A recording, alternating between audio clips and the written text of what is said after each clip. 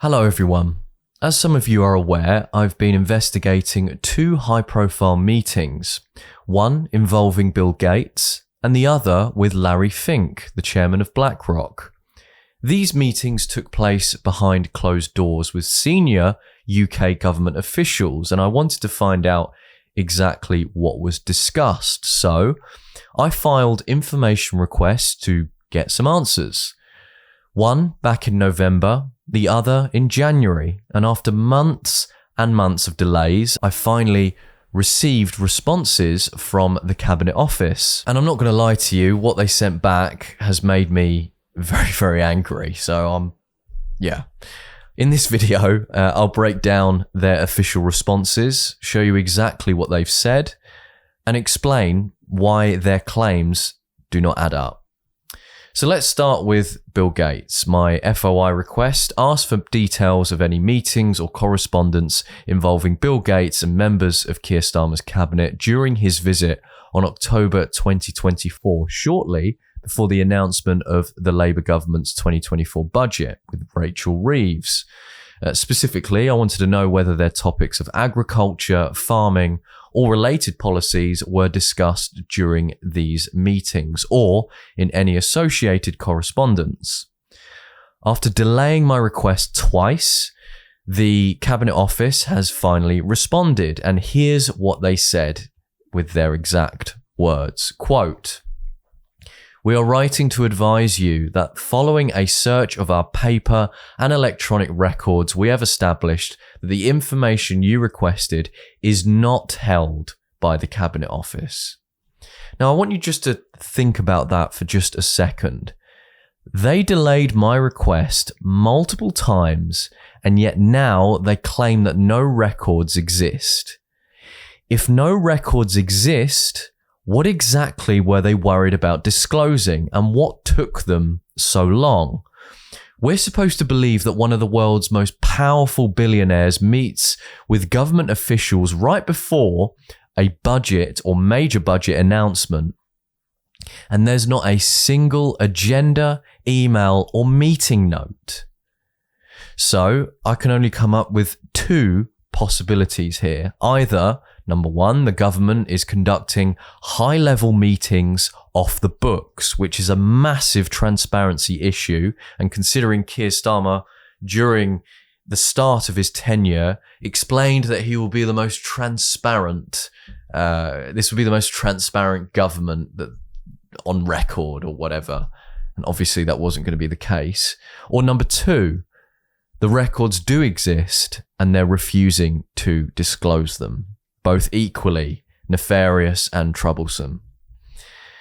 So this response obviously raises serious concerns about accountability in government. Obviously, it's Keir Starmer, especially when it comes to policy making and involving global figures such as Bill Gates, who has a well-known interest in things such as agriculture, food production, and other things such as digital ID systems, and anything involving your health. So I've requested an internal review to challenge this response. I want them to clarify exactly what searches they conducted and why they delayed my request if no records exist. Now let's move on to Larry Fink, the chairman of BlackRock, one of the most powerful financial figures in the world, controlling over $10 trillion worth in assets. Unlike the response about Bill Gates, this time the Cabinet Office admits that the meeting actually happened. They confirmed that the Prime Minister met with Larry Fink on November the 21st, 2024. And we also know this because he posted it on X. Here's what they gave me.